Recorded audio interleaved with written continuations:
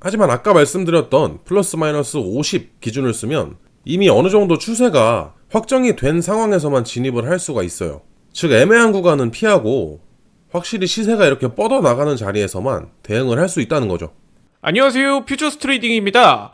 영상 시청하시기 전에 구독과 좋아요 부탁드리고 해외 증권사를 사용하시면 나스닥 한 계약 기준 140만원, 최소 증거금 14,000원부터의 선물 거래가 가능합니다. 글로벌 1,800만 다운로드 수를 기록한 메타트레이더 5와 함께 해외 증권사에 대한 자세한 내용은 댓글의 고객센터 혹은 더보기란에 셀프 계좌 개설 영상을 참조해 주시기 바라겠습니다. 안녕하세요, 퓨처스 트레이딩입니다. 오늘은 조금 특별한 보조지표 하나를 소개해 보려고 합니다. 바로 CCI. CCI는 커머디티 채널 인덱스의 약자로 이 지표는 원래 오일이나 가스 같은 원자재 선물 시장에서 가격 변동성을 포착하기 위해서 개발된 도구입니다.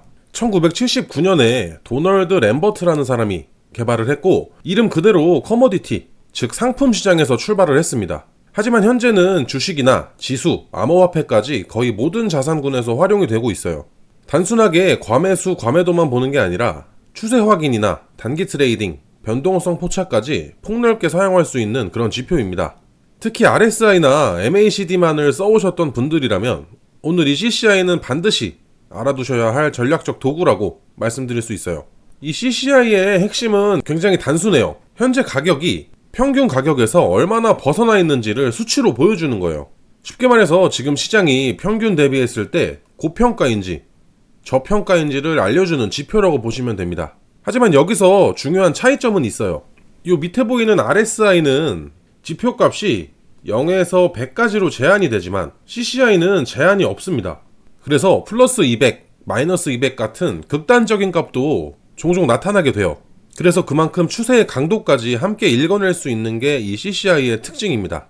CCI의 설정 값으로는 기본값은 대부분의 차트 프로그램에서 보통 14로 이렇게 설정이 되어 있어요. 그래서 이대로 사용을 하셔도 무방합니다. 그리고 기준선에는 여러 방식이 있지만 저는 플러스 마이너스 50을 사용합니다.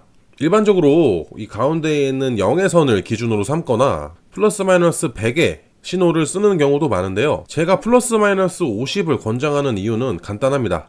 나스닥 선물처럼 하루 변동성이 크지 않은 상품에서는 플러스 마이너스 100을 두게 되면 신호가 많이 나오지 않기 때문이에요. 그래서 50선을 기준으로 잡으면 실제 매매에 활용할 만한 신호가 충분히 포착됩니다. 자, 이제 구체적으로 타점 잡는 방법에 대해서 설명드려 볼게요. 매수 신호의 경우에는 이렇게 CCI가 상승을 하면서 이 플러스 50선을 돌파했을 때 이 순간이 매수 신호입니다. 이 시점에서 매수 포지션에 진입을 하고 그리고 그 이후에 CCI가 다시 하락을 하면서 플러스 50선을 하향 돌파하는 시점에서 이 시점에서 청산을 진행해 주시는 겁니다. 반대로 매도 신호로는 CCI가 이렇게 하락을 하면서 이 마이너스 50선을 하향 돌파하는 시점, 이 시점에서 매도에 진입을 하는 거예요.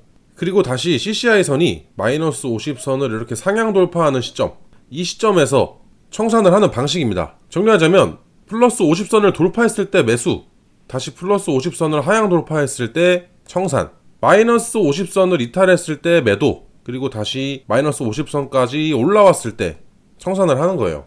아주 간단합니다. 많은 분들이 이 가운데에 있는 0의 선으로도 매매를 많이 하시는데 문제는 가짜 신호가 너무 많다는 겁니다. 지금 제가 50선을 지우고 0의 선만 세팅을 해봤는데 차트를 보면 이렇게 CCI가 위아래로 너무 자주 움직이다 보니까 진입과 청산을 반복하게 되면서 작은 손실이 누적되는 경우가 많아져요. 하지만 아까 말씀드렸던 플러스 마이너스 50 기준을 쓰면 이미 어느 정도 추세가 확정이 된 상황에서만 진입을 할 수가 있어요. 즉 애매한 구간은 피하고 확실히 시세가 이렇게 뻗어나가는 자리에서만 대응을 할 수 있다는 거죠. 물론 변동성이 이렇게 크게 커진 상황에서는 이 부분은 꼭 참고해 주시고 CCI는 단독으로도 훌륭하지만 다른 지표와 함께 조합하면 훨씬 신뢰도가 높아져요. 예를 들어 이동평균선으로 큰 추세의 방향을 확인하고 CCI로 진입과 청산 타이밍을 잡는 식입니다. 또는 거래량 지표와 함께 확인하면서 매매를 하게 되면 훨씬 더 안정적인 매매가 가능해집니다. 오늘 내용을 정리해보자면 CCI는 원래 원자재 선물 시장에서 개발이 됐지만 지금은 모든 종목에서 널리 활용이 되고 있고 그리고 플러스 마이너스 50선을 기준으로 하면 가짜 신호를 줄이고 추세가 뻗어나가는 자리에서만 매매를 할 수 있다. 마지막으로 CCI는 단독보다는 이동평균선이라든지 거래량 같은 지표와 함께 쓰는 게 가장 효과적이다. 이렇게 정리할 수 있을 것 같습니다. 처음엔 조금 낯설게 느껴질 수 있지만 실제 차트에서 몇 번 적용해 보시면 CCI가 얼마나 직관적인 도구인지 바로 체감하실 수 있을 겁니다. 오늘은 이렇게 CCI 지표의 개념과 활용법에 대해서 살펴봤습니다. 시장에서는 늘 새로운 신호가 나오지만 중요한 건 복잡한 전략보다는 꾸준히 적용할 수 있는 원칙을 갖는 겁니다. 이번 CCI 전략을 꼭 직접 연습해 보시고 본인만의 기준으로 다듬어 보시길 바라겠습니다. 영상 마무리하도록 하겠습니다. 영상을 보시고 궁금한 점이 있으시면 댓글로 언제든 질문 남겨주시고 해외증권사 계좌 개설이나 메타트레이더 관련 문의는 아래 더보기란의 고객센터를 참고해주세요. 직접 셀프로 개설을 하고 싶으신 분들은 더보기란에 셀프 계좌 개설 영상도 함께 올려뒀으니까 영상을 시청해주시면 됩니다. 지금까지 퓨처스 트레이딩이었습니다. 시청해주셔서 감사합니다.